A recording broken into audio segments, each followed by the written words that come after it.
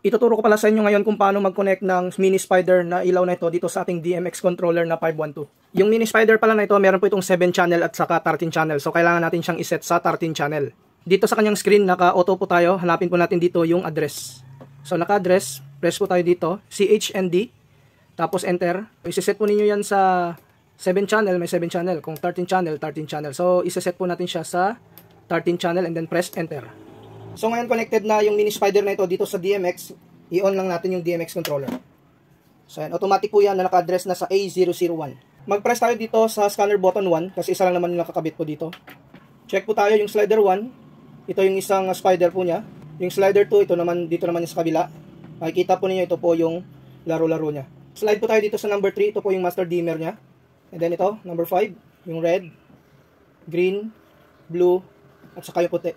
So gumagana na yung isang side. Yung kabilang side naman yung paganahin natin. Paano ba ito paganahin? Pindot tayo dito sa page selector. Pag pindot po natin dito, lilipat po yan yung ilaw po dito sa kabila. So ngayon paganahin po natin yung isang side. Ayan. Nakita po niyo gumagana po siya. Ayan. Green, red, white, saka blue. So ngayon pag okay na po siya, gumagana na yung dalawang side. Pindot ulit tayo dito sa page select. Tapos yan, babalik po yan yung ilaw dito sa taas. And then, pwede na po yung gumana. So ayan.